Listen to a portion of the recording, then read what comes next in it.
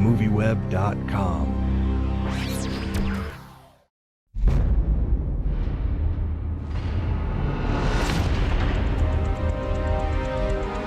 They gather in a secret location. They are extraordinary, yet their identities are unknown. But in 2010, we will witness their power. I have laid eggs inside of your brain. Get them out of my head. I have brain control over you. Pew, pew, pew, pew, pew. You invite idiots to dinner and make fun of them? Yeah. That's messed up. With all these amazing comedians like on this set, like, is there ever like any anger if someone laughs and ruins a take that that's particularly brilliant? Is there anything like that going on? You know what? There were so many good people who had more than one good take in them. I'd never sensed there was any anger or animosity. People laughed all the way through. I mean, there's Zach and Jermaine Clement and Lucy Punch and like all these people that would constantly be making everybody laugh. No, it was just fun. It was just fun for everybody all the way through. Yeah, it happened. I mean, I'd laugh at Steve's stuff all the time. I mean, takes were definitely ruined, and if people were if they were mad, everybody covered it pretty well. I don't think anybody was mad. I was a little. You were mad. One of the things I really like. And me laughing at everybody else. That was what it was. Some people collect fine wines. Fender collects people. People? Yeah. Each of us finds a remarkable person and invites them to dinner at Fender's. We call it the Dinner for Winners. Here's the guy that I invited last year. There you go. Look at that. Guy designed that suit. Real life Iron Man. He took first prize. He's an idiot. You got it. Like, first of all, you guys are all really kind of primarily known for playing these good guys, and what was it like to kind of play these kind of sort of bad guy comedy roles for this film? Was it kind of fun to step into that kind of? I'm sorry, were we bad guys? Yeah. Well, I'm quite often a bad guy. Understand what the question means. No, he means good guys. He said bad guys. Oh, it was great. But you don't often play good guys. I don't understand. He meant to say. Oh. And how is that for you to play a good it was guy? great. No, it was great. Thanks, Yeah. Bruce. Yeah. It was fantastic. Yeah. It was a lot of fun. Yeah. It was like what we normally do, right? It was play good guys. Yeah. We get some really crazy people in this film. Like, I was curious if you guys have any bizarre schmuck-worthy talent some hidden talent of yours that you would care to share. We do. Like, I do impressions of dinosaurs, we were saying earlier. It's very schmucky, but it's what I do.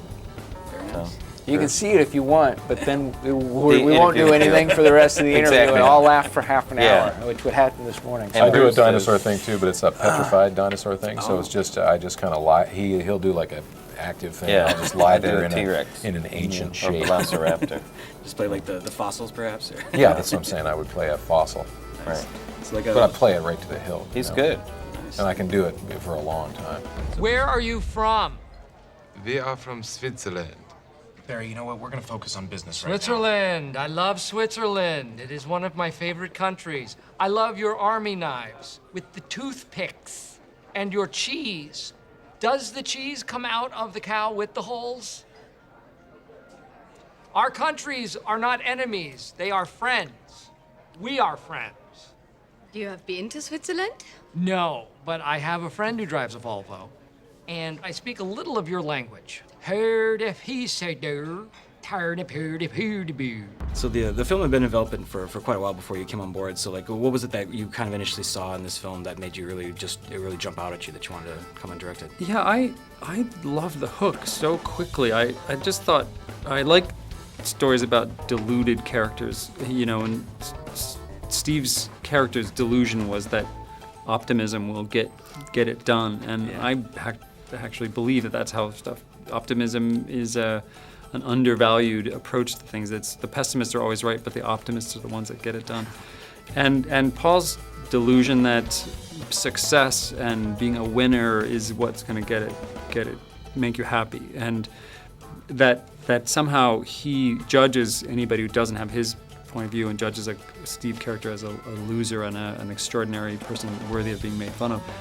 those are delusions that I thought made for a clash that could be very funny. We get a lot of really good backstory on Barry, but it also left me wondering like where these schmucks came from. Did you guys develop like stuff like that for these characters, like that wasn't used in the film, but just to kind of help the characters? Did you develop like where like the blind swordsman came from or something like that? Yeah, every one of them had a story, and we had done a lot of research on each one of those because there was always a question of what is the best, most combustible team, and we found at least one, if not many, examples on the internet, which is schmuck hunting ground,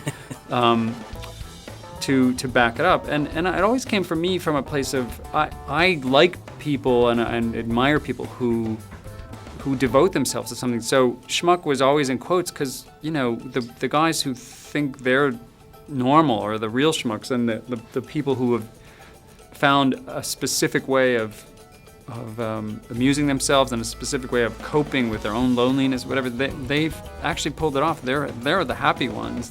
Everybody else, all the rest of us who kind of pretend to be superior to it are the ones that learn something from the film. It's like when I was on the set, I saw I was watching like Jay was like went between like a setup or something. Jay was like juggling, and it was just kind of humorous to me that like your director of this big motion picture is just juggling. Did he keep the atmosphere really that light and that kind of carefree throughout the whole way? Yeah, he was fun, and he definitely kept it fun and loose and encouraged us to do the same and just play around. I mean, none of it was taken too seriously, or he didn't want any of it to become formulaic or kind of predetermined. The mood of a set is always determined by the director, always, and he is the most unflappable, sweet and gentle person. Yeah. I've never seen him lose his temper. He's never raises his voice. In fact, there was just one day where we were doing a take, and there was a big clanging, big sound. People were working. Something was going on, and he had a yell cut. And it's the kind of thing that I've worked on other things, and people get really upset. And it was the one time that he just said, "Hey, can we please just keep the work down?" And it was so weird to hear him actually even say anything critical that he just started laughing. He recognized how, and it was hilarious. We all did. It just didn't it seemed so out of character, and it sounded really awkward because it didn't sound like he was really that upset. No, it wasn't. It was like as upset as I've ever heard him, but it was just not even. It wouldn't even make a fly away. And he laughed and he goes, "I'm such a threatening person." Something along those lines. Yeah, it's funny. I have a back brace in my bedroom. If you could just help me get off this couch. Sure. I want to do this very slowly and carefully. Mm-hmm. On the count of 3.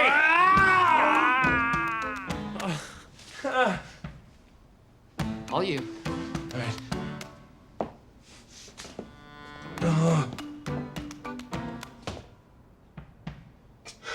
right. If I could just... You can do it. You got it. Oh, yeah. Yeah, Tim. You got this. Uh-huh. No, I have it. All right. Tim, you look good. Well, I like the fact that it walks that line between pretty broad farce and more grounded character comedy. And it's sort of a hybrid of the two. And that's interesting to me because it stretches some of the characters some of the characters are very far out there and ridiculous, and yet all grounded, I thought. Everybody seems to exist and be sort of rooted in some sort of reality. And that to me was interesting. Hey, don't be late for dinner. That's what I gotta tell him. That's good. Yeah. No, you're gonna laugh so hard you're gonna want to see it 3 times. Yeah. Comedy is on the menu. Nice. Nice. They come to you guys for taglines then? Or? Wow. Nice. I like Comedy it. on the Hey, menu. you want dessert? Sorry. Wow. Dinner for Schmucks is. I don't have one. I started strong. Then it I fell liked it. apart right in the middle, and then I tried to parachute off the ending, but then I was exposed. Get your just desserts. You guys are good. No. Never mind. I'm gonna fix your back. I am a trained taxidermist. And I am alive. Are you looking down my dress? No, Tim, please don't embarrass me. I'm not doing it. No.